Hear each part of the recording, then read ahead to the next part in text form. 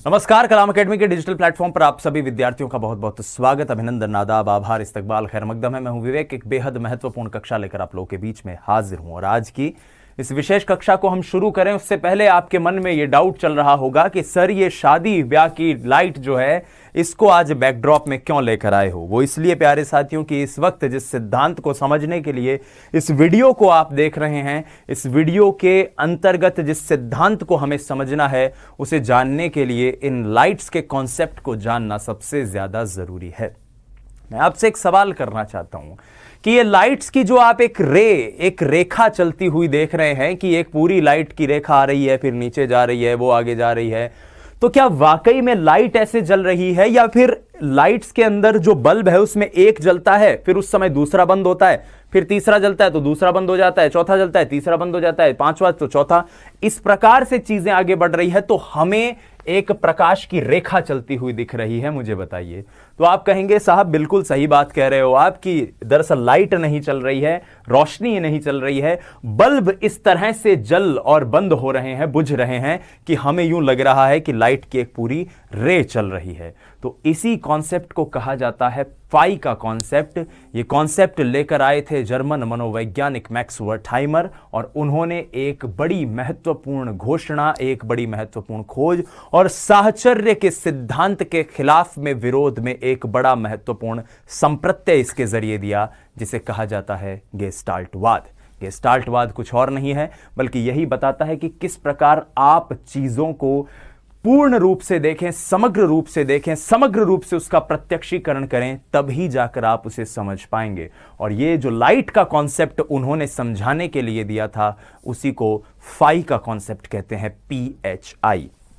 आइए शुरू करते हैं आज की इस यात्रा को। सबसे पहले हम जानेंगे कि गेस्टाल्टवाद क्या है, फिर गेस्टाल्टवादी संप्रदाय से जुड़ा हुआ एक बड़ा महत्वपूर्ण प्रयोग है जिसे वुल्फगैंग कोहलर का प्रयोग सूझ का सिद्धांत कहा जाता है, उसे समझेंगे।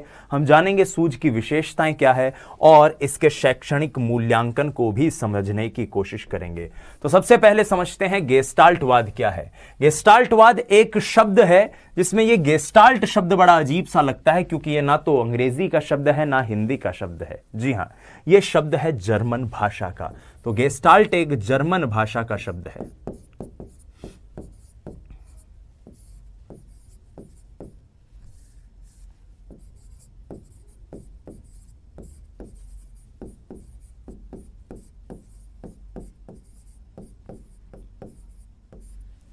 क्या होता है इसका अर्थ?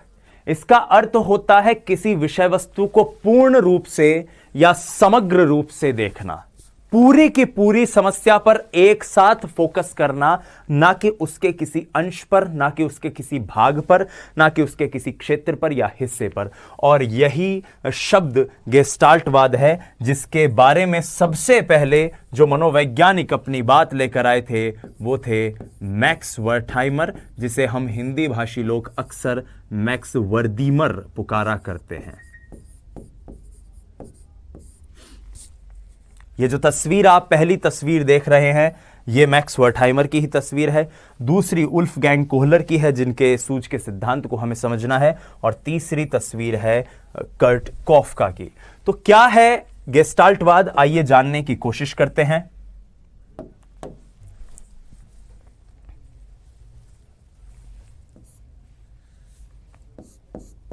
जैसा कि मैंने बताया, किसी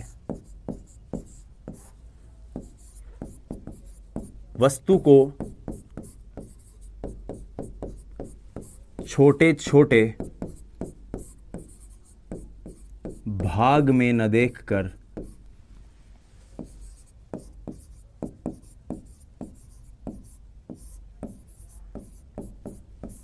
पूर्ण रूप से देखना, पूर्ण रूप से उस वस्तु को देखना।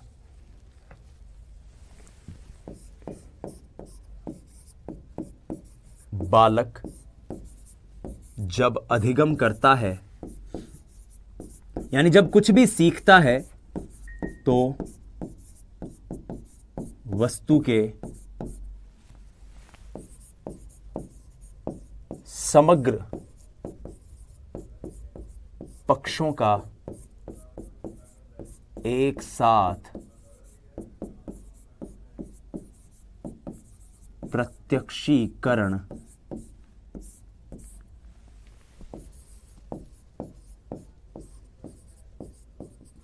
करता है, एक साथ प्रत्यक्षीकरण करता है। और इसी के लिए अंग्रेजी में एक शब्द आया, whole is greater than part. Whole is greater than part. आप घरों में जब पंखा चलाते हैं, पंखा जब अपनी फुल स्पीड पर चल रहा होता है, तो क्या उस वक्त हम उस पंखे की जो तीनों ब्लेड्स हैं, उन तीनों ब्लेड्स को एक साथ देख सकते हैं? और क्या उन तीनों ब्लेड्स के एक साथ चलने के मूवमेंट को समझ सकते हैं? आपका जवाब होगा नहीं।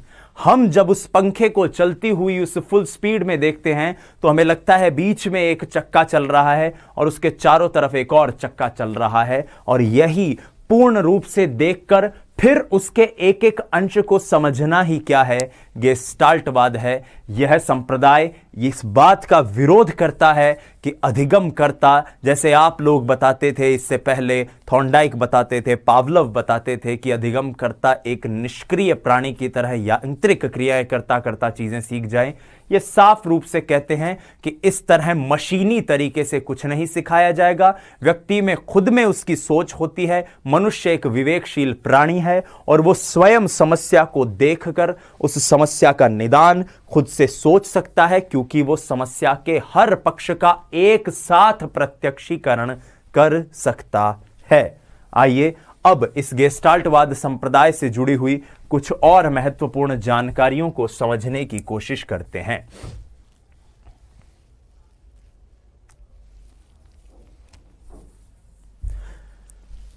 गेस्टाल्टवाद को आपने समझा, उसके साथ साथ यह भी जरूरी है कि गेस्टाल्टवाद से जुड़े हुए कुछ महत्वपूर्ण बिंदु हमें पता होने चाहिए।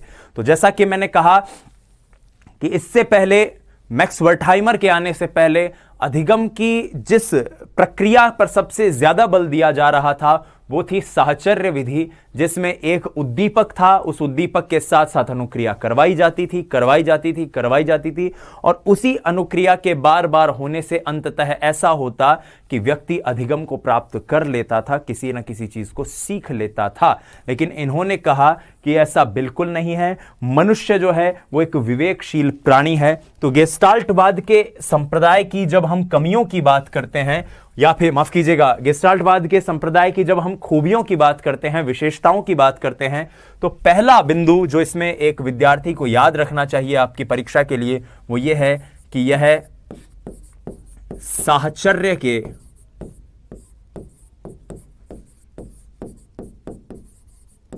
विरोध स्वरूप अस्तित्व में आया। साहचर्य विधि, एसोसिएशन विधि जो बात करती है कि एक उद्दीपक और अनुक्रिया के बीच में आप एक पूरे अधिगम को डिफाइन कर सकते हैं, परिभाषित कर सकते हैं, लेकिन इन्होंने तो साहचर्य विधि का ही खंडन कर दिया। तो जब साहचर्य विधि का खंडन किया है तो आप मान लीजिए कि यह उद्दीपक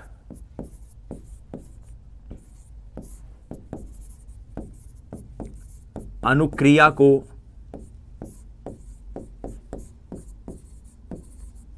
व्यर्थ मानता है, यह उद्दीपक अनुक्रिया को व्यर्थ मानता है।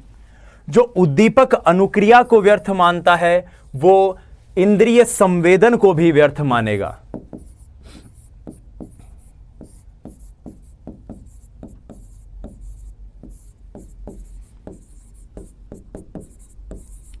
और जो उद्दीपक अनुक्रिया को, इंद्रिय संवेदन को व्यर्थ मान रहा है, वो ये कह रहा है कि बालक पशु नहीं है, यांत्रिक नहीं है कि आप एक ऐसा एनवायरनमेंट तैयार करो, बार बार बार बार बार बार उसको एक कृत्रिम परिस्थिति देते हुए कृत्रिम उद्दीपक के प्रति अनुक्रिया सिखा दो और उसको अधिगम कह दो। तो यह स्पष्ट रूप से कहता है कि बालक यांत्रिक नहीं है, बालक यांत्रिक नहीं है, यह आप याद रखिएगा। फिर यह किस बात पर बल देता है तो ये एकीकरण पर बल देता है। समस्या के या फिर कोई भी वस्तु स्थिति आपके सामने आ रही है, जिस वस्तु स्थिति का आपको उत्तर निकालना है, तो उस पूरी वस्तु स्थिति, उस पूरी समस्या, उस पूरी प्रॉब्लम के एकीकरण पर यह बल देगा। यानी आप एक साथ इंटीग्रेटेड फॉर्म में उसके ऊपर सोचो। जब आप एकीकरण पर सोचोगे, इसका मतलब आप अपने सॉल्यूशन के सिंथेसिस पर बात कर रहे हो, आप अपने समस्या के संश्लेषण पर बात कर रहे हो, आप उसका समाधान प्राप्त करना चाहते हो, और यहां पर यह संश्लेषण पर भी बल देता है।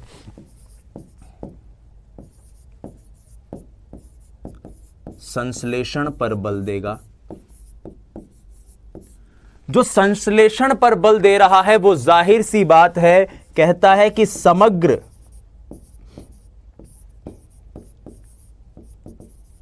परिस्थिति के प्रत्यक्षीकरण द्वारा अनुक्रिया संभव है।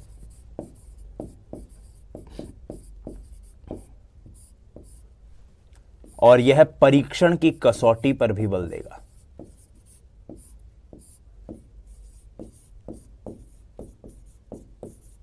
तो ये इतनी चीजें हैं जो हमें गेस्टाल्टवाद के जरिए याद रखनी चाहिए। पहली और सबसे महत्वपूर्ण कि साहचर्य के विरोध में यह आया, जो कहता है अंशकालिक रूप से या केवल समस्या के एक छोटे हिस्से पर विचार करके समस्या का समाधान नहीं किया जा सकता। यदि कोई मनुष्य अधिगम करना चाहता है तो उसे पूरी समस्या को एक साथ एक स्वरूप में प्रत्यक्षीकरण, परसेप्शन उसका करना पड़ेगा, तब जाकर वो उसका समाधान प्राप्त कर सकता है। और जब ये साहचर्य के विरोध स्वरूप हमारे सामने है तो जाहिर सी बात है ये उद्दीपन अनुक्रिया को भी व्यर्थ मानेगा, संवेदन को भी व्यर्थ मानेगा। ये यह भी कहेगा कि बालक यांत्रिक नहीं है। ये समस्या के या प्रश्न के या विषय वस्तु के इंटीग्रेशन पर बल देगा, संश्लेषण या सिंथेसिस पर बल देगा, और कहेगा कि समग्र परिस्थिति के प्रत्यक्षीकरण के द्वारा ही अधिगम संभव है या अनुक्रिया संभव है, और परीक्षण की कसौटी पर यह बल देता है। जब मैं गेस्टाल्टवाद की बात करता हूं तो गेस्टाल्टवाद को लेकर यह महत्वपूर्ण फैक्ट्स है जो आपको याद रखने हैं। लेकिन गेस्टाल्टवाद को याद रखने के साथ साथ आपको याद रखना चाहिए इस महान मनोवैज्ञानिक को, जिनकी तस्वीर इस वक्त बीच में आप देख रहे हैं, जो एक जर्मन मनोवैज्ञानिक है और इनका नाम होता है वुल्फगैंग कोहलर। वो दौर था 1913 का, जब प्रिंसी स्टूडेंट्स, जब यहां से कट लगेगा, जब प्रुशियन एकेडमी ऑफ साइंसेज उन्हें भेजती है कैनरी द्वीप पर वनमानुषों पर एक्सपेरिमेंट करने के लिए, उन पर प्रयोग करने के लिए। यह प्रथम विश्व युद्ध के दौर का समय था, जब 1925 के आसपास, 13 में वो गए थे और 1925 के आसपास ये महान मनोवैज्ञानिक अपनी एक पुस्तक लेकर आते हैं जिसका नाम होता है द मेंटालिटी ऑफ एप्स, यानी कि वनमानुषों की मानसिकता। और वनमानुषों की मानसिकता, वनमानुषों की मेंटालिटी के ऊपर लिखी हुई इनके किताब, और उसमें एक सुल्तान नामक चिंपांजी पर किया गया इनका प्रयोग इतना ज्यादा प्रसिद्ध होता है कि वुल्फगैंग कोहलर का सूझ का सिद्धांत अपने आप में आज की तारीख तक अधिगम के सिद्धांतों में एक माइलस्टोन जगह रखता है। तो यहां पर एक और बात हमें पता चली कि वुल्फगैंग कोहलर, जिसका सिद्धांत अब हम पढ़ने जा रहे हैं, वुल्फगैंग कोहलर का सिद्धांत है सूझ का सिद्धांत, जिसे हम अंतर्दृष्टि का सिद्धांत भी कहते हैं, जिसे हम इनसाइट थ्योरी भी कहते हैं। आइए सबसे पहले जानते हैं कि सूझ का सिद्धांत आखिर क्या है। तो आइए साथियों, इससे पहले मैं सूझ के बारे में आपको बताऊं कि सूझ क्या है, मैं आपको केमिस्ट्री का, ऑर्गेनिक केमिस्ट्री का एक छोटा सा फैक्ट बताता हूं। आपको सुनकर बड़ा अजीब भी लगेगा कि बेंजीन, अगर आपने नाम सुना हो, तो एक प्रकार का कंपाउंड होता है जो कुछ इस तरह से अपनी स्टेट को बदलता है, और इसी बेंजीन का जो स्ट्रक्चर केमिस्ट्री के अंदर दिया हुआ जाता है वो कुछ ऐसा होता है। ये बात मैं साइकोलॉजी पढ़ाते पढ़ाते आपको केमिस्ट्री पर इसलिए बता रहा हूं कि बेंजीन के इस स्ट्रक्चर की खोज जिस केमिस्ट्री के प्रोफेसर ने की थी, उनका नाम था केकुले। केकुले नाम के उन प्रोफेसर, मेरे कुछ साथी जो केमिस्ट्री के विद्यार्थी हैं जो इस वीडियो को देख रहे हैं, वो इस फैक्ट को जानते भी होंगे। केकुले साहब बहुत परेशान हो रहे थे कि कार्बन कार्बन के बीच में ये बॉन्ड आखिर बनेगा कैसे। बहुत परेशान, बहुत ज्यादा टेंशन में थे, और कहते हैं कि इस प्रक्रिया में जब वो ये चीज खोज रहे थे, सोच रहे थे, तो उनको अचानक से नींद आ गई। क्या आ गई? नींद आ गई। और नींद में उन्होंने देखा कि एक सांप है जो कुंडली मारकर बैठा है और घूम रहा है, और उसकी जो पूंछ है सांप की, वो उसके मुंह में चली गई है, और इस प्रकार से सांप घूमता जा रहा है। अचानक से उनकी आंख खुली और उन्हें लगा, यस, जिस कार्बन कार्बन के बॉन्ड को और कार्बन कार्बन की जिस अनस्टेबल स्टेट को मैं ढूंढ रहा था, वो तो दरअसल मुझे सपने में अपने आप पता चल गई। और उन्होंने फिर बेंजीन का जो ये स्ट्रक्चर है, ये दुनिया के सामने रखा। अब आप कहेंगे कि इस बात का हमारी इस सिद्धांत से क्या लेना देना? तो इस सिद्धांत से यही लेना देना है साथियों कि समस्या समाधान की प्रक्रिया में कई बार हम थक जाते हैं, हार जाते हैं, हल नहीं मिलता, और अचानक से हल हमारे दिमाग में आता है, यस, यही तो है वो उत्तर, यही तो है वो समाधान जिसको मैं ढूंढ रहा था। और उसी समाधान की प्रक्रिया तक पहुंचने के लिए जो प्रत्यक्षीकरण की गति है, चीजों को संवेदन करके और उनके उत्तर तक जाने की जो परसेप्शन की स्पीड है, वो इतनी तीव्र होती है कि उसी को सूझ कहा जाता है। मैं एक चीज यहां पर स्पष्ट कर दूं, कुछ चीजें यहां पर आपको लिखी हुई मिल रही हैं, कुछ चीजें मैं यहां पर बता रहा हूं। तो डियर स्टूडेंट्स, आप कलाम एकेडमी के एप्लीकेशन पर जाएंगे, वहां पर वीडियोस का सेक्शन है। देखिए, आपके यहां पर ऊपर एक वीडियो लिखा हुआ आता है, और वीडियो के बगल में नोट्स लिखे हुए हैं। वहां पर आपको ये सारी चीजें हैंड रिटन नोट्स के रूप में मिल जाएंगी, वीडियोस और वीडियोस के साथ ये नोट्स। तो वहां से आप इनको हस्तलिखित नोट्स को डाउनलोड कर सकते हैं। आप उन नोट्स को देखिए, उनका प्रिंट आउट भी ले सकते हैं, और यहां पर उन नोट्स को पढ़ के फिर आप वीडियो देखिए, ताकि आपको और बेहतर ढंग से चीजें समझ में आए। आइए अब सबसे पहले समझ लेते हैं कि जिस सूझ की मैं बात कर रहा था, वो सूझ आखिर क्या है।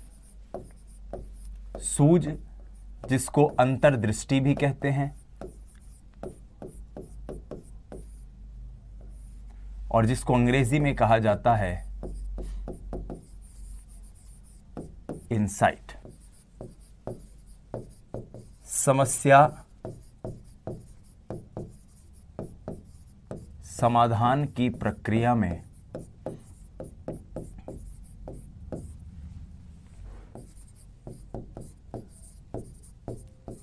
कई बार अचानक से कोई हल दिमाग में आता है, तब प्रत्यक्षीकरण की गति में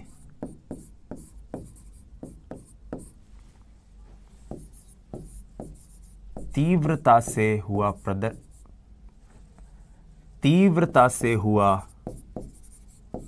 परिवर्तन सूझ कहलाता है।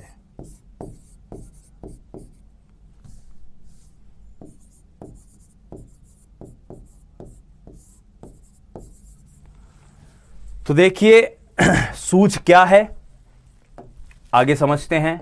मैंने बताया कि किस तरह से अचानक से कोई हल आपके दिमाग में आया, और वहां से आपका जो प्रत्यक्षीकरण था उस समस्या को लेकर, उसकी गति में अचानक से वृद्धि हुई, वो गति अचानक से तेज हुई, और वही जो परिवर्तन हुआ उसकी गति में, वही परिवर्तन सूझ है। तो सूझ वास्तविक परिस्थिति का आकस्मिक, निश्चित और तात्कालिक समाधान है। तात्कालिक समाधान है, यह चीज आप ध्यान रखिएगा। ये जो स्टेटमेंट है, ये गुड का दिया हुआ है, गुड का कथन है। अधिगम की यह प्रक्रिया समग्र परिस्थिति के प्रत्यक्षीकरण के आधार पर घटित होती है। जो समग्र परिस्थिति है, जो पूरी परिस्थिति आपके सामने है, उस पूरी परिस्थिति को आप पूरी तरह से उसका परसेप्शन करें, उसे देखें, समझें और फिर उसी के आधार पर यह समस्या घटित होती है। माफ कीजिएगा, यह समाधान जो है आपकी समस्या का, वो समाधान आपको मिलता है या सूझ जो है वो आपको मिलती है। सीखना यांत्रिक नहीं है। मैं एक बार फिर बता दूं कि इससे पहले के जो मनोवैज्ञानिक थे, पावलव थे, थॉर्नडाइक थे, व्यवहारवादी थे, साहचर्य की बात जो करते थे, वो अधिगम को एक यांत्रिक प्रक्रिया मानते थे, एक मैकेनिकल प्रोसेस मानते थे। लेकिन गेस्टाल्टवादियों का मानना है कि अधिगम एक अन्वेषणात्मक यानी कि एक्सप्लोरेटरी प्रोसेस है।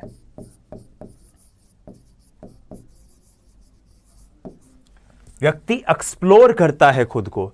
यह सिद्धांत सूझ के अचानक विकसित होने की वकालत करता है, यानी सूझ, इंसाइट जो है वो अचानक से दिमाग में आती है।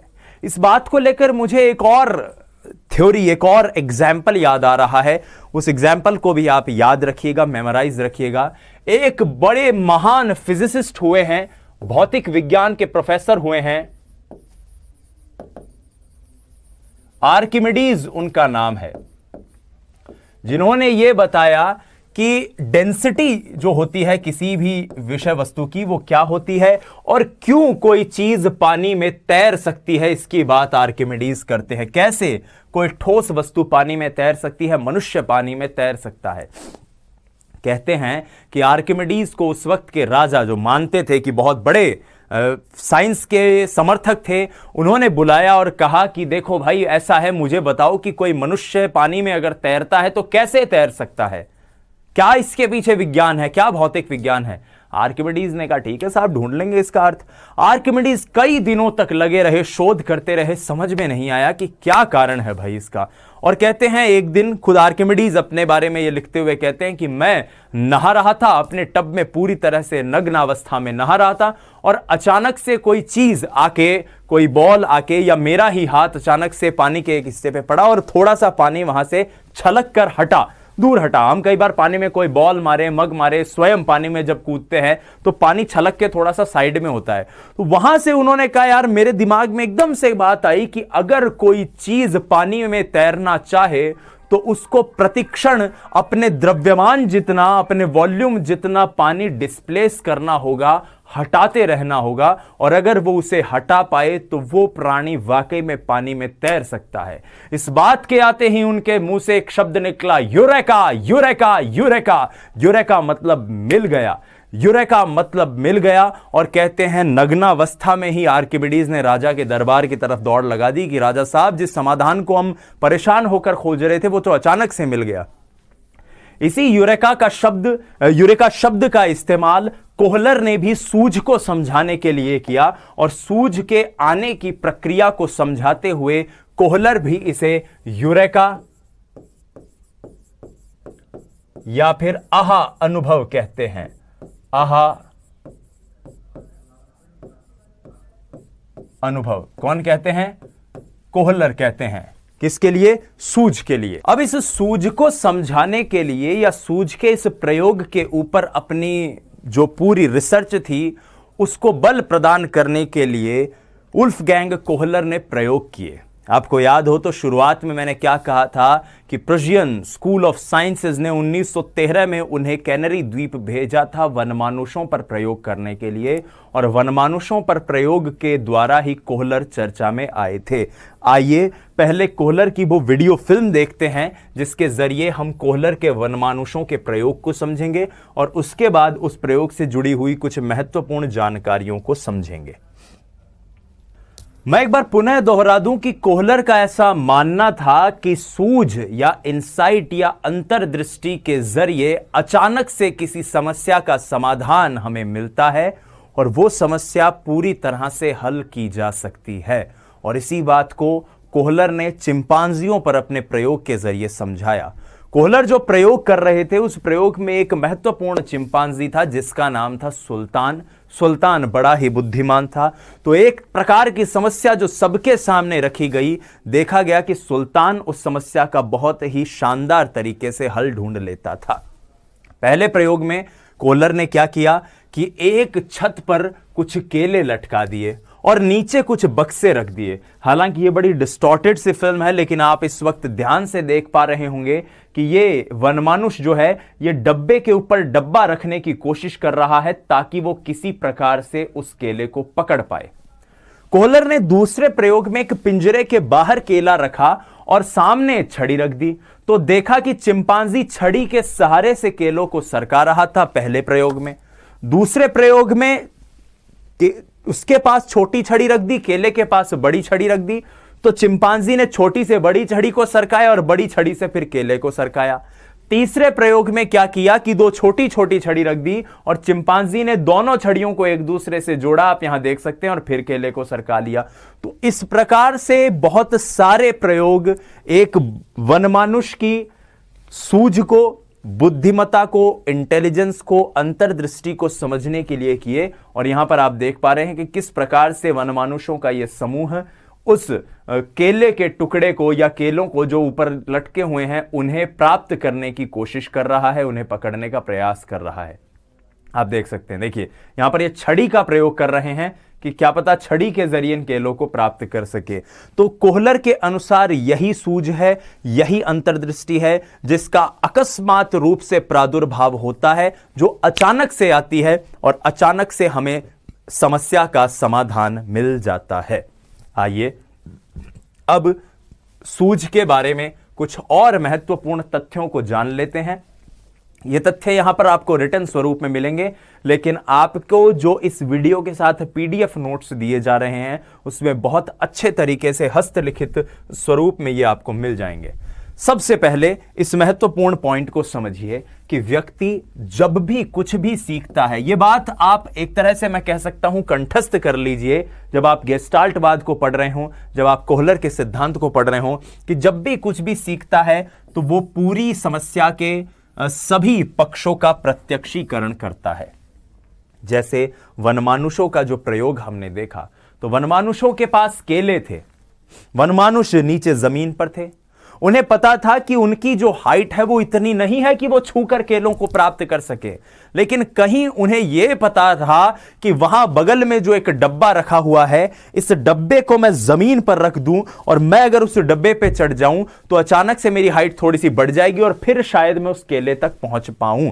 और यही चीज है कि जब तक आप पूरी समस्या का प्रत्यक्षीकरण नहीं करेंगे, जब तक आप पूरी समस्या के हर एक बिंदु को एक साथ नहीं समझेंगे, तब तक आप समस्या समाधान नहीं करते। और यही बात इसमें लिखी हुई है कि उसमें निहित संयोगों और संयोजन का, कनेक्शन का पूरे तरीके से विश्लेषण करता है। और इसी की बात इस प्रक्रिया के जरिए समझाई गई है कि सूझ की प्रक्रिया कैसे आती है। सबसे पहले पहचानना, किसे, समस्या को, हमारी समस्या क्या है। वनमानुष की प्रक्रिया में समस्या थी केलों को प्राप्त करना। फिर उसमें आपको स्पष्ट रूप से पता हो कि वहां पर समस्या को हल करने के लिए आपको किन किन चीजों की आवश्यकता है, और वो स्पष्टता जब तक आपके साथ में आपकी समस्या को लेकर नहीं होगी, उस समस्या के समाधान में जो भी उपकरण, उपस्कर आपको चाहिए उनको लेकर नहीं होगी, तब तक सूझ का प्रादुर्भाव नहीं होगा, तब तक सूझ का प्रकटीकरण नहीं होगा। अब जैसे ही स्पष्टता आती है, स्पष्टता होती है, या स्पष्ट व्यक्ति के दिमाग में एक तरह से स्पष्टता आ जाती है कि उसे क्या करना है, उसके बाद आपको समझना होगा कि आपके आसपास, आपकी परिस्थिति में, आपके वातावरण में, परिवेश में ऐसा कौन सा संयोग है, ऐसी कौन से रिलेशंस है जिनके जरिए आप इस चीज को प्राप्त कर सकते हैं। जैसे वनमानुष के प्रयोग की बात करें तो वनमानुष को यह समस्या की पहचान थी कि उसे केलों को प्राप्त करना है।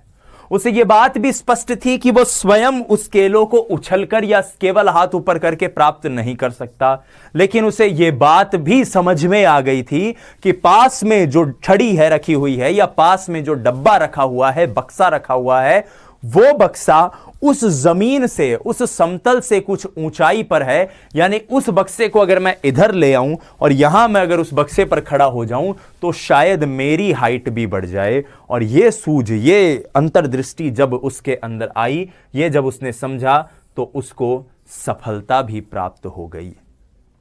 यहां पे सूझ की प्रक्रिया के ये जो 4 चरण है, पहचान, स्पष्टता, समझ और सफलता, मैं उम्मीद करता हूं कि आपको ये चारों चरण अच्छे से समझ में आ गए होंगे प्रिय विद्यार्थियों। और इसी की बात हम सूझ के सिद्धांत में कोहलर की इनसाइट थ्योरी में करते हैं।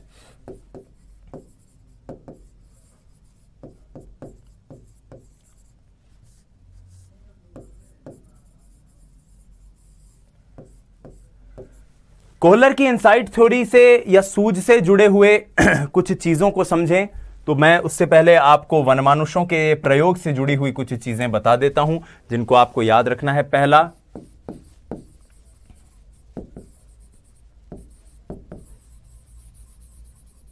प्रुशियन एकेडमी ऑफ साइंसेस,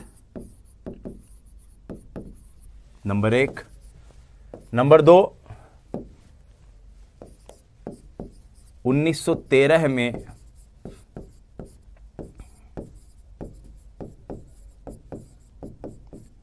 वनमानुषों पर अध्ययन,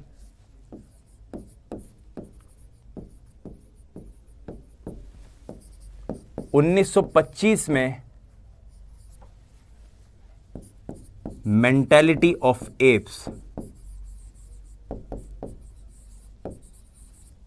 ये उनकी पुस्तक थी जिसका प्रकाशन हुआ। और जिस वनमानुष को सबसे ज्यादा सफलता मिली उस वनमानुष का नाम था सुल्तान। सुल्तान वो वनमानुष था जिसने केलों को प्राप्त करने में सबसे ज्यादा सूझ का इस्तेमाल किया। अब आइए सूझ की विशेषताएं जानते हैं। कोहलर के ये प्रयोग के बारे में आपको मैंने वीडियो फिल्म दिखाई है। इस प्रयोग के बारे में जो डिटेल्ड इंफॉर्मेशन है वो आपको पीडीएफ नोट्स में मिल जाएगी जो इस वीडियो के साथ संलग्न है। बहरहाल आप अभी सूझ की विशेषताओं को समझने की चेष्टा कीजिए मेरे साथ। सबसे महत्वपूर्ण विशेषता जब हम सूझ को समझते हैं कि सूझ के आने के लिए उसके लिए उपयुक्त परिस्थिति का बनना आवश्यक है। जब तक वैसी परिस्थिति ही नहीं होगी तब तक सूझ नहीं आ सकती। सुल्तान जिसको उस कमरे में बंद रखा था और अगर वहां पर बक्सा होता ही नहीं तो क्या हम कल्पना कर सकते हैं कि सुल्तान कभी सोच पाता कि मैं इसके ऊपर चढ़कर अपने केलों को प्राप्त कर सकता हूं? नहीं, कभी नहीं, किसी भी सूरत हाल में नहीं। दूसरी चीज, परिस्थिति के बनने के साथ जो चीज सबसे ज्यादा जरूरी है वो है परिस्थिति का प्रत्यक्षीकरण, परसेप्शन।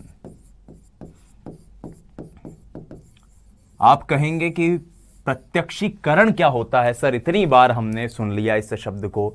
तो 2 चीजें होती हैं मित्रों। मैं यहां पर मानसिक विकास से जुड़े हुए 2 संप्रत्यय आपको बताना चाहूंगा। एक है संवेदन और दूसरा है प्रत्यक्षीकरण। एक है सेंसेशन, दूसरा है परसेप्शन, और इन दोनों का बड़ा ही व्यापक अर्थ है, इसे जानिए। संवेदन का अभिप्राय है कि व्यक्ति अपनी ज्ञानेंद्रियों से कोई सूचना ग्रहण करे, और प्रत्यक्षीकरण से अभिप्राय है कि ज्ञानेंद्रियों से जो सूचना व्यक्ति ने ग्रहण करी है, मस्तिष्क उस सूचना का पूरी तरह से कंपाइलेशन करे और मस्तिष्क उस पूरी सूचना को एक तरह से चेक करे, स्टडी करे, प्रोसेस करे, एक तरह से प्रसंस्करण करे उसका कि एक्चुअली हो क्या रहा है। साधारण भाषा में बात करूं तो आप गली से जा रहे हैं, किसी के घर की खिड़की जो कि रसोई की खिड़की है वो बाहर खुलती है और वहां से एक बड़ी खुशबूदार महक आई और आपके जो ज्ञानेंद्रियां हैं उन्होंने संवेदन किया कि यह किसी व्यंजन की महक है, बस यह एक महक है। लेकिन प्रत्यक्षीकरण जब दिमाग कर रहा है तो उसे पता चल गया कि यह महक तो गाजर के हलवे की है साहब। तो प्रत्यक्षीकरण और संवेदन से इतना सा ही अर्थ है। संवेदन का मतलब सहज ज्ञानेंद्रियों के प्रयोग द्वारा किसी सूचना को ग्रहण करना और उस सूचना का जो इंफॉर्मेशन प्रोसेसिंग है वो होकर दिमाग में आपको जब पता चले कि सूचना आखिर क्या थी, यह प्रत्यक्षीकरण है। अब बक्सा तो वहां रख दिया, लेकिन अगर सुल्तान उस बक्से के जरिए यह प्रत्यक्षीकरण ही नहीं कर पाता कि इस बक्से की जो ऊंचाई है वो मैं जिस जगह खड़ा हूं उस ऊंचाई से ज्यादा है, तो कैसे बात बनती। और यहीं से तीसरा पॉइंट आ रहा है कि जो भी अधिगम करता है उसके लिए यह जरूरी है कि समस्या और परिस्थिति में एक संबंध की स्थापना होना भी जरूरी है। जब तक समस्या और परिस्थिति में संबंध ही नहीं बनेगा तब तक कैसे बात बनेगी। मान लीजिए वहां पर बक्से की जगह कोई और अपरेटस रखा हुआ होता, ऐसा अपरेटस जिसको खींच के लाया ही नहीं जा सकता इधर, तो क्या उस समस्या और परिस्थिति में कोई संबंध बन पाता? क्या वो जो सॉल्यूशन वहां पर रखा हुआ था वो वाकई में एक समाधान के रूप में उपयोग में आ पाता? नहीं आ पाता। और इसके लिए एक और चीज कहते हैं कि आपको क्रमिक रूप से, संगठित रूप से संतुलित प्रयास करने चाहिए। समाधान प्राप्ति के लिए आवश्यक है कि आप प्रयास करते रहे। यहां पर हो सकता है आपके मन में एक डाउट आए कि साहब आप शुरू से कहते जा रहे हो कि यह साहचर्य के विरोध में आया हुआ आंदोलन था, साहचर्य के विरोध में आया हुआ संप्रदाय था, तो इस संप्रदाय ने प्रयास के लिए जगह क्यों रखी? यह ऐसा क्यों कह रहा है कि प्रयास करना जरूरी है? क्योंकि खुद कोहलर मानते हैं कि जब हम प्रयास करते रहते हैं, बहुत सारे समाधानों के ऊपर प्रयास त्रुटि करते रहते हैं, तब हमें अपने चिंतन को कुछ क्षणों के लिए विराम देना चाहिए, जिसे उद्भवन नाम से हम जानते हैं।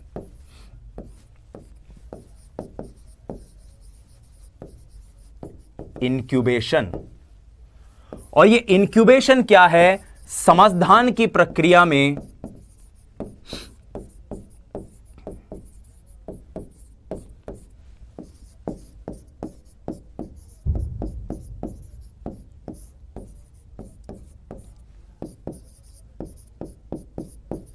क्षणिक विराम। जब आप क्षणिक विराम देते हैं अपने चिंतन को, तब चिंतन और ज्यादा तीव्र गति से प्रत्यक्षीकरण करता है और वहां पर आपके क्रमिक, संगठित और संतुलित प्रयास आपके लिए स्वयं में, आप तो शारीरिक रूप से, मनोगतिक रूप से कोई कार्य नहीं कर रहे हो, पर चिंतन बड़ी तीव्र गति से होता है और वहीं पे सूझ जो है वो जन्म लेती है, वहीं पे सूझ जन्म लेती है। अब मैं इस तरफ का नहीं, यहां का एक सिद्धांत, यहां का एक बिंदु ले रहा हूं लेफ्ट साइड का, और वो ये है कि सूझ अचानक से आती है, अकस्मात है। इसीलिए ये एक संज्ञानात्मक प्रक्रिया है। अगर ये एक व्यवहारवादी प्रक्रिया होती तो लगातार बार बार आप एक तरह का अनुबंधन करते रहते और अनुबंधन से सूझ आ जाती। नहीं, अनुबंधन की जरूरत नहीं है। संज्ञानात्मक प्रक्रिया है, अचानक से आती है, और अचानक से आती है इसीलिए इसके अंतर्गत संज्ञानात्मक संरचनाएं बनने की प्रक्रिया होती है। संज्ञानात्मक स्तर पर संरचनाएं, कॉग्निटिव लेवल पर संरचनाएं, स्ट्रक्चर्स बनते हैं और तब जाकर सूझ का निर्माण होता है। क्योंकि यह संज्ञानात्मक है, क्योंकि यह अचानक है, क्योंकि यह यांत्रिक, माफ कीजिएगा, साहचर्य के विरोध में है, इसीलिए सूझ यांत्रिक नहीं है। और याद कीजिए पावलव को जब हमने पढ़ा, जब हमने स्किनर को पढ़ा, तब हमने विलोपन की अवधारणा पढ़ी कि अगर समय पर उद्दीपक ना दिया जाए तो सीखी गई अनुक्रिया या अधिगम प्रक्रिया भुलाई जा सकती है, लेकिन सूझ अगर एक बार आ जाए तो उसकी प्रकृति स्थायी होती है। एक बार आने के बाद वो नहीं जाती, वो फिर पूरी तरह आपको याद रहती है। अक्सर ऐसा होता है, टिफिन जो है हम खोलने की कोशिश करते हैं, नहीं खुलता, फिर अचानक से आता है यार टिफिन ही तो है, मारो जमीन के, धड़ से मारते हैं और टिफिन खुल जाता है। ये एक तरह की सूझ है, ये एक तरह की सूझ ही तो है, और इसकी प्रकृति स्थायी है, इसीलिए ये एक परिस्थिति से दूसरी परिस्थिति में स्थानांतरित हो सकती है। गेस्टाल्टवादियों का जो हम सिद्धांत देखते हैं, अधिगम अंतरण का सिद्धांत देखते हैं, जिसको आरोपण का सिद्धांत भी कहते हैं, वो आरोपण का सिद्धांत कुछ और नहीं है बल्कि सूझ का ही एक परिस्थिति से दूसरी परिस्थिति में ट्रांसफर है। क्लियर? फिर जब इस सूझ से इतना सब कुछ हो रहा है तो और क्या क्या हो सकता है? इस सूझ से साहब दक्षता आती है, इंटेलिजेंस, दक्षता।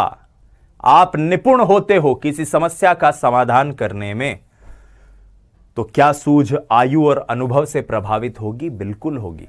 सूझ में व्यक्तिगत भिन्नताएं निहित हैं, ये आयु और अनुभव से प्रभावित है।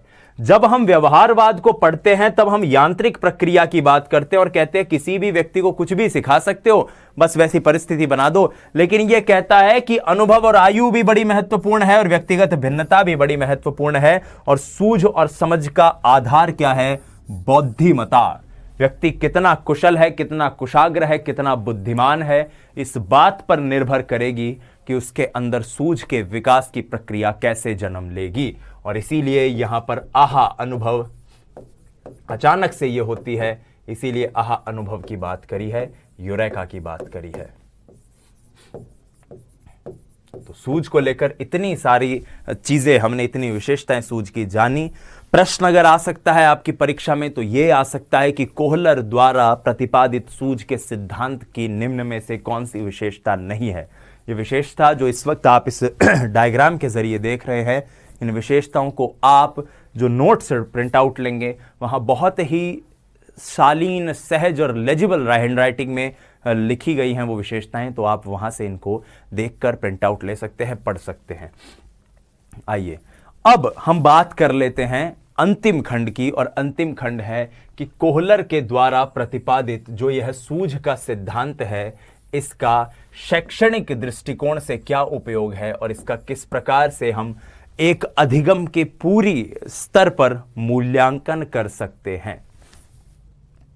तो सबसे महत्वपूर्ण बात, फिर वही बात करते हैं कि यह यांत्रिक नहीं है।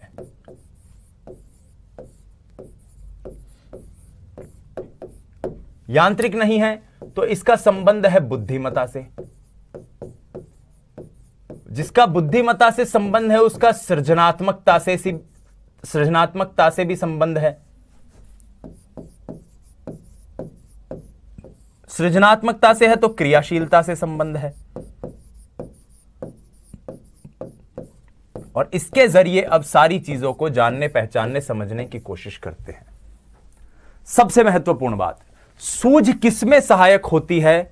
सूझ सहायक होती है, अंतर्दृष्टि सहायक होती है बुद्धि के विकास में, कल्पनाशीलता के विकास में, सृजनशीलता के विकास में। सूझ क्योंकि यांत्रिक प्रक्रिया नहीं है तो यह किस पर बल देगी? ये खोजने पर बल देगी। आप अपने हिसाब से चिंता करो, अपने हिसाब से दिमाग लगाओ कि किसी परीक्षा का या किसी समस्या का समाधान क्या हो सकता है, तो यह अन्वेषण पर बल देगी। ये बल देगी पूरी समस्या के अवलोकन पर। उसको देखो, समझो और खुद से कोशिश करो कि उस समस्या का क्या हल निकल सकता है, यानी कि प्रत्यक्षीकरण पर बल।